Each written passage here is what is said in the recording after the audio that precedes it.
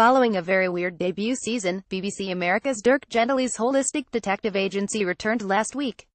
While Season 2, based on the novels by the late Douglas Adams, promises to be just as strange as its predecessor, it marks a significant change for the Max Landis executive-produced drama.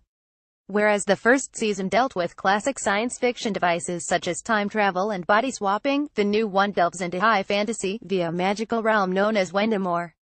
Samuel Barnett, who plays the titular holistic detective, spoke with Variety about the new season. How would you say this season differs most from the first one? Probably the emotional arc that you get from each of the characters in Season 2. Season 1 was very much about establishing the premise of how holistic detection works, establishing who the good guys are, who the bad guys are. I think Season 2, we don't have to establish any of that stuff, so we get deeper into who the characters are, a bit more about their backstories, and their relationships with each other. And I guess the other major difference is while Season 1 kind of dealt with time travel and body swapping and things like that, Season 2 is about high fantasy and magic. We are an anthology show in that we keep the same characters but we take a completely different case each season, and a completely different genre each time. Were you surprised to learn there would be a fantasy story this season after dealing with science fiction last season? One was surprised only because we didn't really know that we were an anthology show. We didn't know that the long game is to do a different genre each season. And it's not going to be a random genre. Each genre has to serve the needs of the characters. So each genre helps to flesh the characters and their arcs out.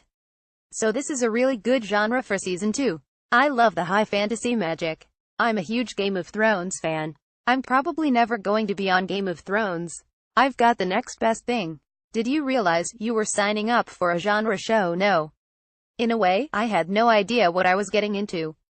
Although obviously Max has taken inspiration from the Douglas Adams Dirk books, and in this universe those are stories that have already happened to Dirk. We pick up where Douglas Adams left off. So, I knew that this was going to be holistic detection and yes, very much sci-fi. But I'm really happy that we're going in so many different directions, because once you've done things like time travel, you can't do that again. Where else can you go? I'm really pleased that it's tackling many different genres because I think it keeps it really exciting. What's the relationship between Dirk and Todd this season? It gets complicated for them this season. I think Season 1 for Dirk was about trying to get friends, trying to build his detective agency, trying to convince people that the work he does is legitimate and real.